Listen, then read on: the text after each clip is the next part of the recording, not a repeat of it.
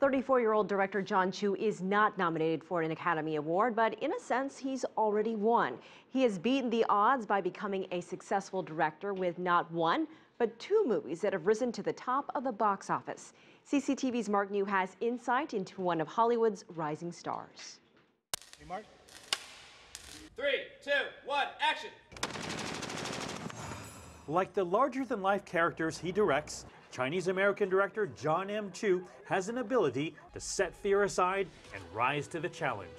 We had a crew go up there and shoot real zip lines 1,000 feet into the air with real stunt guys in skin-tight ninja outfits in the freezing cold. The costumes had to be perfect so they could move in there, so they could breathe at that altitude. And then we had to go and create a green screen element where literally ninjas are going up and down 200 feet at a time swinging, and I'm the only one who really knows what everyone else is doing. And me, having never done it before, realized we're spending a lot of money. I hope this works. It did.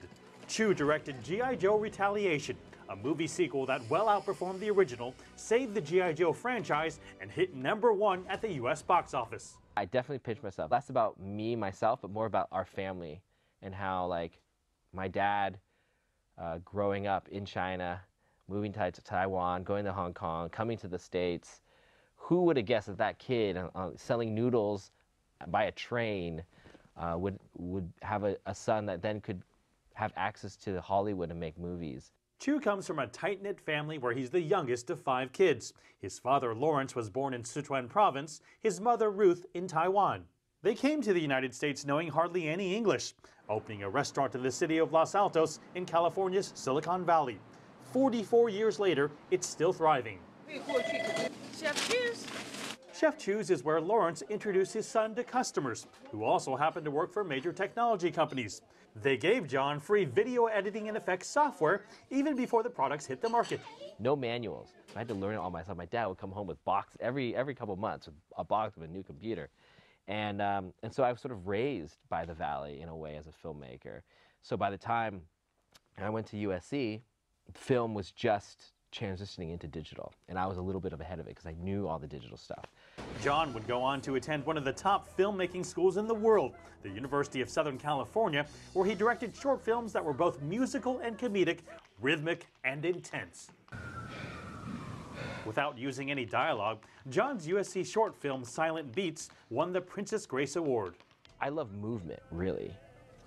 Movement and rhythm. Movement isn't just dance. Movement is the way you sit in a chair. The way John Wayne walks onto a porch and leans against that pole says more about that character than a paragraph of dialogue. Jon's ability to capture movement led to his big break. He was brought in to take over the Step Up dance franchise, where he made 2 successful movies, including one in 3D. He then helmed a documentary on one of the biggest and most controversial pop stars in the world, Justin Bieber. Are you aware that you could be the next train wreck? As long as you love me. The low-budget film surprisingly rose to the top of the box office and even spawned a sequel. I learned from that. Jon also directed another groundbreaking video that went viral, the world's first singing and dancing flight instructional video.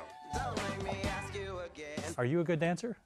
I'm a horrible dancer. I like to dance, don't get me wrong. I love to watch dance, and I think maybe that's sort of my advantage. I try to bridge that gap between the person who doesn't know anything and the person who knows everything, and how to just sort of display and communicate what they do to its maximum. Dance scenes would transform to fight scenes when Jon was asked to direct the $130 million budget's G.I. Joe Retaliation, starring Hollywood heavyweights The Rock, Channing Tatum, and Bruce Willis. Where do you get the confidence? I think my biggest advantage is I have a family that's behind me. A family that says, if you fall, we're here, no matter what happens. So that gives you the confidence to go in and reach out your hand and shake Bruce Willis's hand and say, welcome aboard? Well, Bruce Willis is a little more intimidating than that. I love personalities and I love energy. Being in a restaurant growing up, you run into personalities all the time and you have to feel their energy. It's not hard to see where that energy comes from. Hi, Dad. Hey, come in. Hey, Jon. We'll go home. And where Jon gets his passion for his work.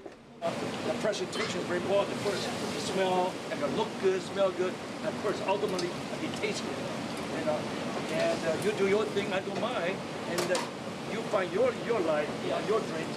And being a Chinese American and in the film business, it is tough enough. I'm so happy he's able to survive.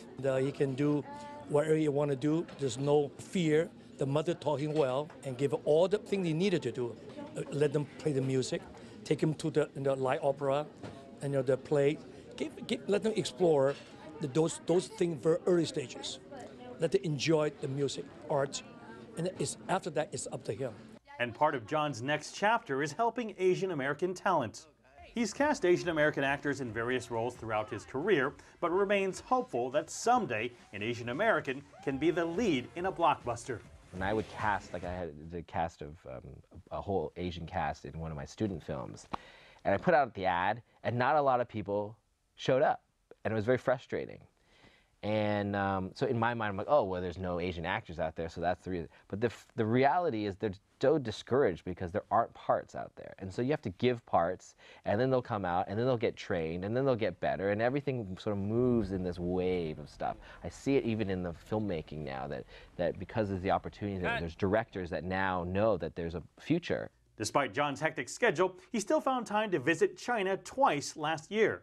I would love to make a movie in China. First of all, there was nothing that would make my parents more proud than me making a movie in China. The most proud they've ever been wasn't like a movie coming out, wasn't all that. It was literally an article in the Chinese newspaper. I think that the opportunity in China is amazing. It's like when I grew up with movies here, there was a magic to movies, and I feel that in China.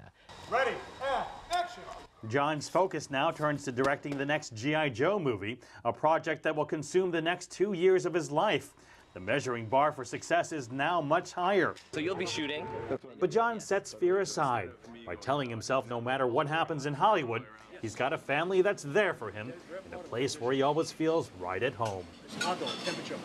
Bark New, CCTV, Los Altos, California.